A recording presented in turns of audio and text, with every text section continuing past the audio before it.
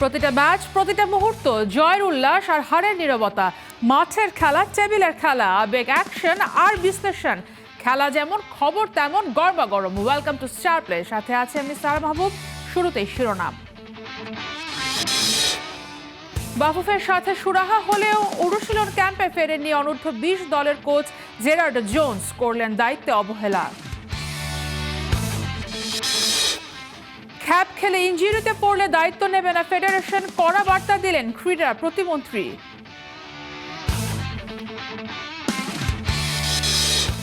Darwin টেস্টের আগে প্রতিপক্ষ না, নিজেদের একাদশ সাজানো নিয়ে দুশ্চিন্তায় অস্ট্রেলিয়া। টাইগারদের বিপক্ষে খেলাতে চায় একাধিক অলরাউন্ডার।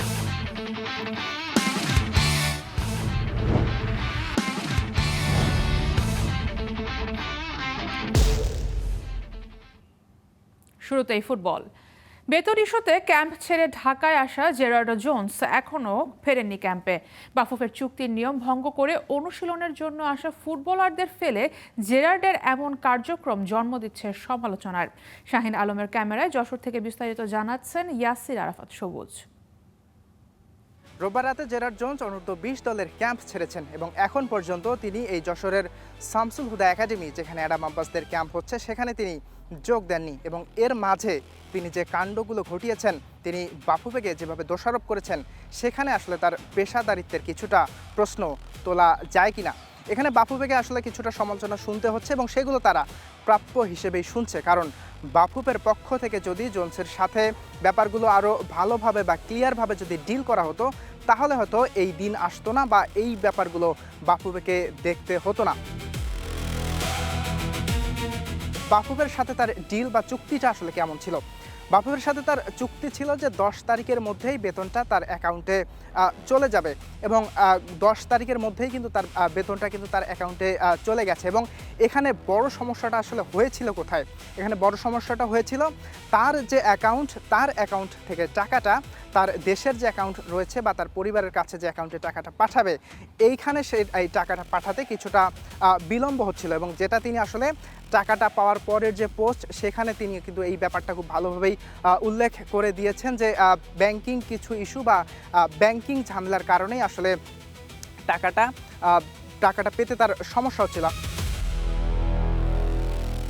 ফুটবল ফ্যান যারা রয়েছেন এবং বহির্বিশ্বেও তো বাংলাদেশের জন্য একটা নেগেটিভ ইমপ্রেশন তো তৈরি হয়েছে। এবং এই যে ফুটবলার যারা এসেছেন, বিশেষ করে অ্যাডাম আব্বাস মাত্র 3 দিন আগে এসেছেন বা তিনি একদিন এসেই একদিন পরেই কিন্তু দেখেছেন যে একটা ক্যাম্প চলাকালীন কোচ সেখান থেকে চলে গেছেন বেতন ইস্যুর কারণে। বা এই যে আরও 4-5জন টোটাল প্রবাসী ফুটবলার এখানে রয়েছেন, যারা আসলে বাংলাদেশের হয়ে বাংলাদেশের টানে খেলতে এসেছেন, তাদের কাছেও আসলে মেসেজটা কি গেল। তো ব্যাপারটা হচ্ছে, যদি আসলে বাফুফের সাথে বসেই যদি তার সব কিছু ক্লিয়ার হয়ে যায়, তাহলে তিনি কেন সোশ্যাল মিডিয়ায় এসে এই ব্যাপারটাকে আসলে জানানোর প্রয়োজন মনে করলেন? তিনি বাফুফের বিরুদ্ধে যদি অ্যাকশন নিতে চান, তার সাথে চুক্তি কী ছিল বা তার সাথে ব্যাপারগুলো কেন ক্লিয়ার হচ্ছে না, তিনি ফিফার কাছে নালিশ করতে পারতেন। এই ব্যাপারগুলো আমরা আগেও দেখেছি যে কোচের সাথে কোচের বেতন ইস্যু সব কিছু নিয়ে তিনি যদি ফিফার দ্বারস্থ হতেন বা এই ধরনের ব্যাপারটা যদি ঘটতো, সেটা তিনি স্বাভাবিক প্রক্রিয়ার মধ্যেই থাকতো। কিন্তু সোশ্যাল মিডিয়ায় এসে এভাবে বাফুফের বিরুদ্ধে সরাসরি নালিশ করা, এরপর সেই পোস্টগুলো আবার ডিলিট করে দেয়া, এই ব্যাপারগুলো আসলে ফুটবলারদের কাছেও কি বার্তা যায়? তবে এখানে আসলে জেরার্ড জোন্সও কিন্তু প্রশ্নের বাইরে চলে যাওয়ার তার কোনো সুযোগ নেই। তিনি যেটা কাজগুলো করেছেন, সেটা কোনোভাবেও পেশাদারিত্বের পরিচয় হতে পারে না। ইয়াসির আরাফাত সবুজ, স্টার প্লে, যশোর। জাতীয় দলে খেলোয়াড়দের খ্যাপ খেলা নিয়ে এবার কঠোর অবস্থানে ক্রীড়া প্রতিমন্ত্রী। ইনজুরি প্রবণ মাঠে খেলে কেউ চোটে পড়লে সেই দায়ভার নিতে হবে সেই খেলোয়াড়কেই। খ্যাপ খেলার বিষয়টি নিয়ে বাফুফে ও খেলোয়াড়দের সঙ্গে দ্রুতই আলোচনা করে প্রয়োজনীয় পদক্ষেপ নেওয়ার কথাও জানিয়েছেন তিনি। ভবিষ্যতে যদি কোনো ন্যাশনাল প্লেয়ার এই ধরনের কোনো খ্যাপ খেলতে গিয়ে যদি কোনো ইনজুরিতে পড়ে, এটা দায়িত্ব তাকেই বহন করতে হবে। ক্রীড়া প্রতিমন্ত্রীর কড়া বার্তা, খ্যাপ খেলতে গিয়ে ইনজুরিতে পড়লে প্লেয়ারকেই নিতে হবে দায়ভার। সম্প্রতি জাতীয় দলের কয়েকজন ফুটবলারকে দেশের বিভিন্ন অঞ্চলের স্থানীয় টুর্নামেন্টে খেলতে দেখা গেছে। বিষয়টি নিয়ে সোশ্যাল মিডিয়াতে চলছে নানা সমালোচনা। অজানা নয় ক্রীড়া প্রতিমন্ত্রী আমিনুল হকেরও। নিজের চোখেও দেখেছেন জাতীয় দলের খেলোয়াড়দের স্থানীয় টুর্নামেন্টে খেলতে।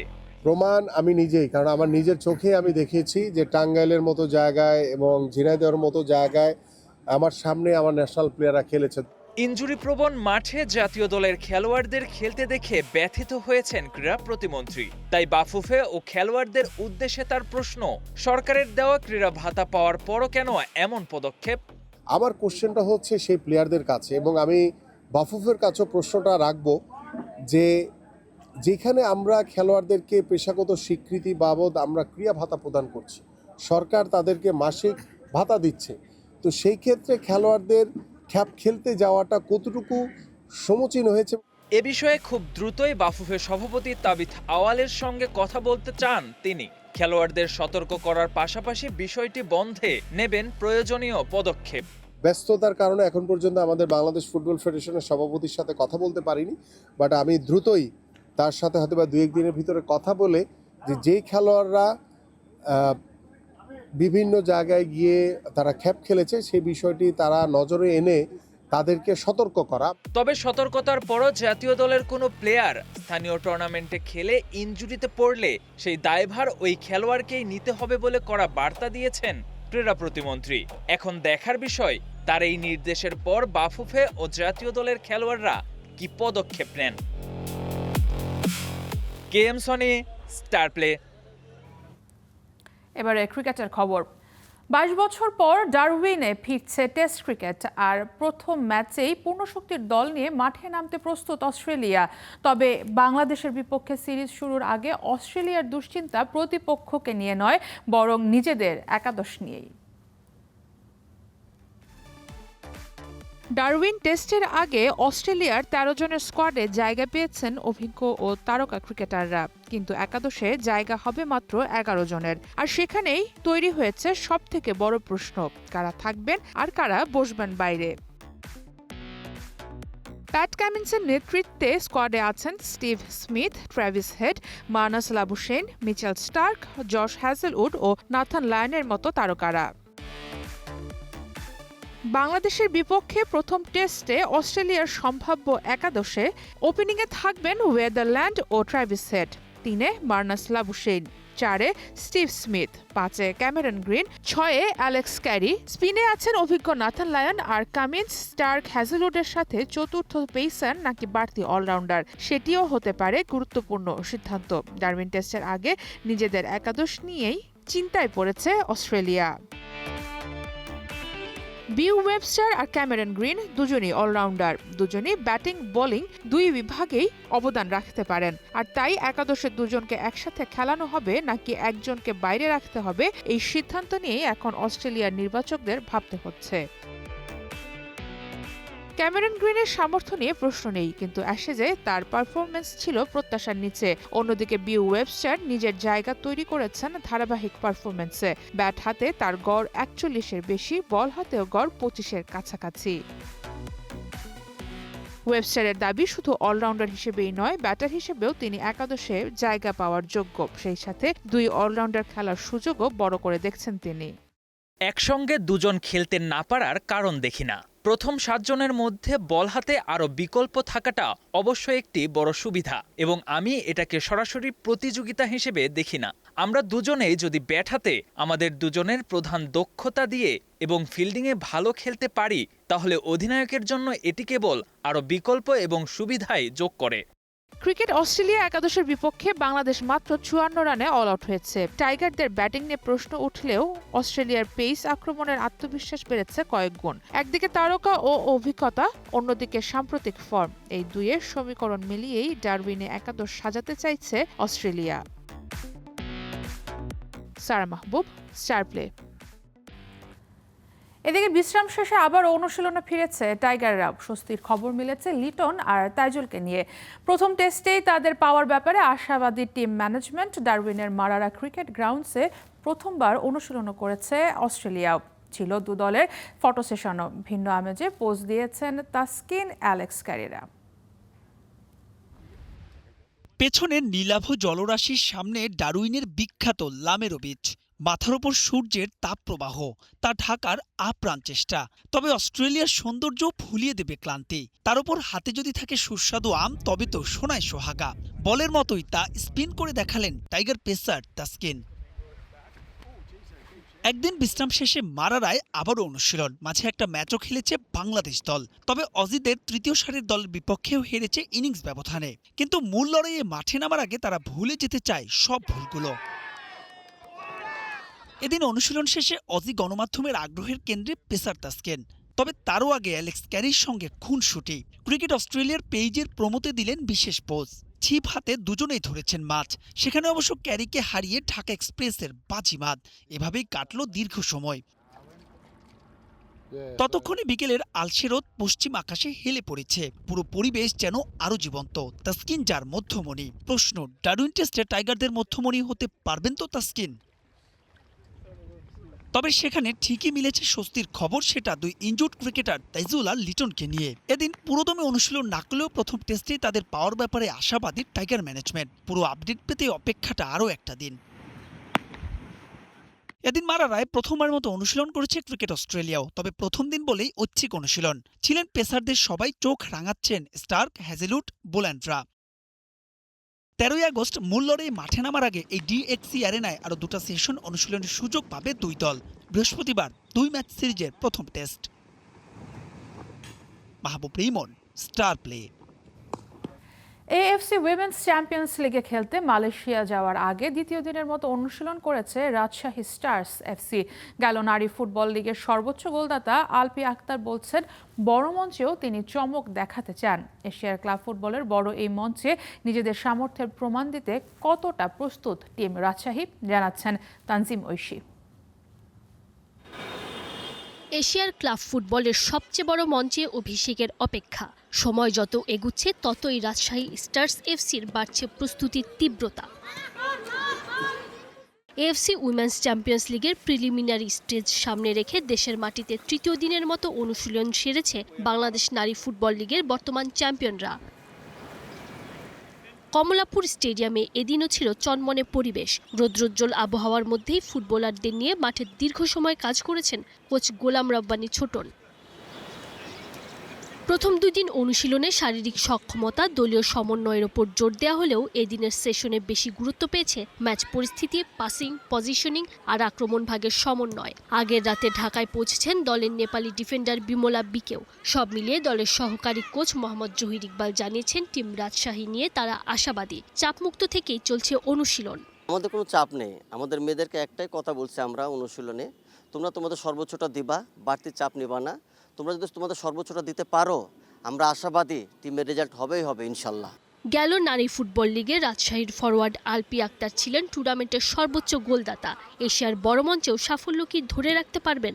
নারী লিগে যেহেতু সর্বোচ্চ গোলদাতা ছিলাম, এই ম্যাচ এই টুর্নামেন্টেও যদি আমাকে মাঠে যখন নামবো তখন চেষ্টা করব আমার সর্বোচ্চটা দিয়ে টিমকে স্কোর এনে দেওয়ার। জাতীয় দলের অভিজ্ঞ ফুটবলারদের নিয়ে গড়া দলটার সবচেয়ে বড় শক্তি পারস্পরিক বোঝাপড়া, আর সেই জায়গাটাকেই আরও শক্তিশালী করতে কাজ করছে গোটা দল। শুধু অংশ নিতেই নয়, এশিয়ার মঞ্চে নিজেদের সামর্থ্যের ছাপ রাখতে চায় রাজশাহী স্টার্স এফসি। বাংলাদেশের নারী ফুটবলের জন্য নতুন এক অধ্যায় লেখার লক্ষ্য নিয়েই এগোচ্ছে দলটা। আমরা আশাবাদী এবার একটা ভালো কিছু করে নিয়ে আসবো এবং বাংলাদেশের সুনামটা যেন থাকে সেই ব্যবস্থা আমরা করব। যেহেতু প্রথমবার যাচ্ছি, তাই টার্গেট থাকবে যে ট্রফিটা প্রথমবারই জানে বাংলাদেশে নিয়ে আসতে পারি।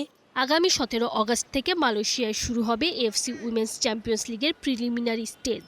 দেশ ছাড়ার সময় যত ঘনিয়ে আসছে, প্রস্তুতিও তত জমে উঠেছে। তৃতীয় দিনের অনুশীলনে রাজশাহী স্টার্স এফসির একটাই বার্তা, এশিয়ার মঞ্চে নিজেদের গল্পটাই এবার নিজেদের মতো করেই লিখতে চায় তারা।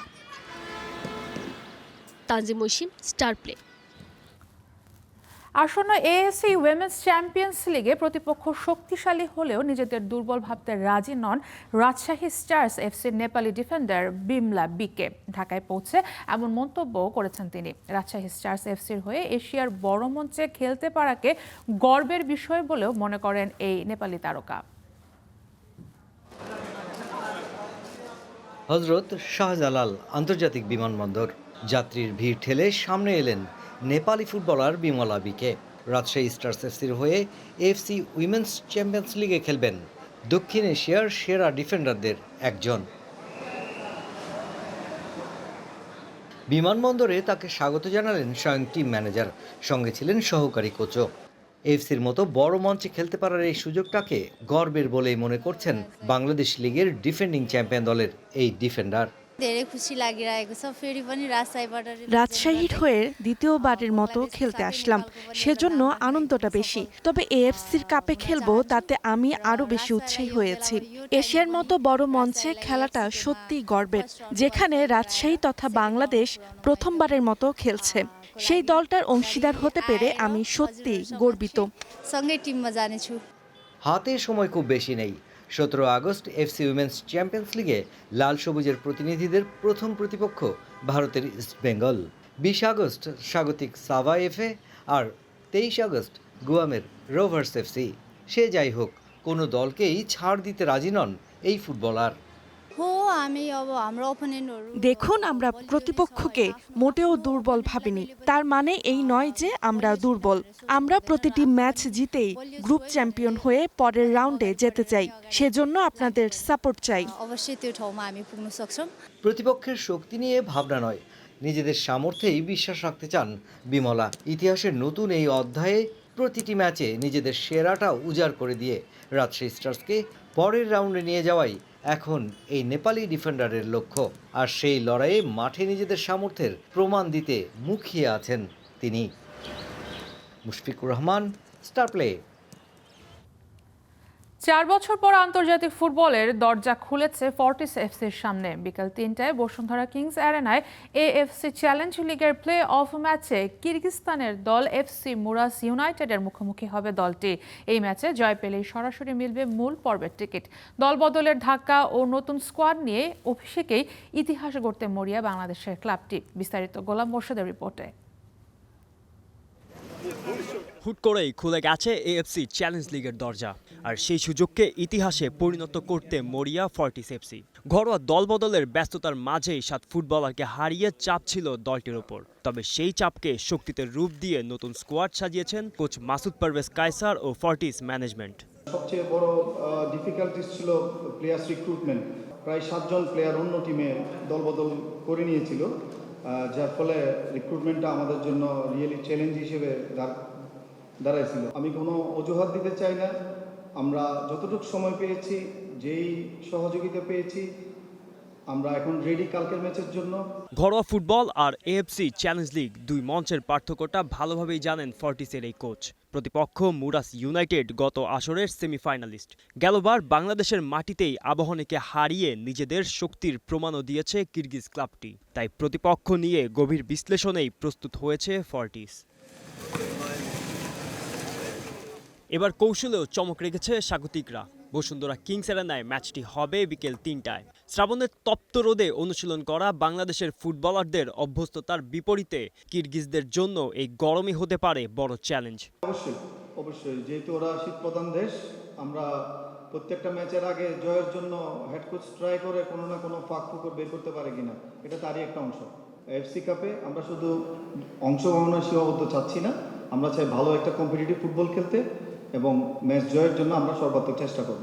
মুরাসও একেবারে নতুন দল নিয়ে বাংলাদেশে এসেছে। নতুন কোচের অধীনে স্কোয়াডে থাকা 13 ফুটবলার গত মৌসুমে বাংলাদেশে খেলেছেন। অর্থাৎ বাংলাদেশের আবহাওয়া ও ফুটবল সম্পর্কে তাদের রয়েছে অভিজ্ঞতা।